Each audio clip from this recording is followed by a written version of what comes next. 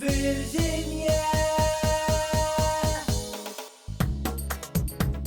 سألنا الأطفال إيه أكتر حاجة بيحبوا يعملوها في فيرجينيا؟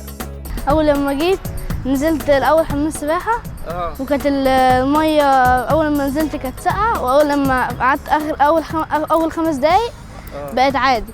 حلوة والكبير والمية حلوة، كبير يكفي عدد كبير. طلع البحر بكرة وبقى فيه هوا حلو كده،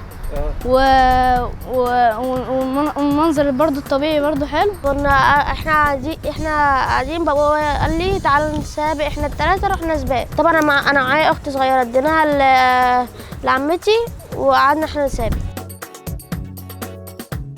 وبعدين جيت هنا لعبت، وبعدين بقى كل يوم بقيت اعمل كده.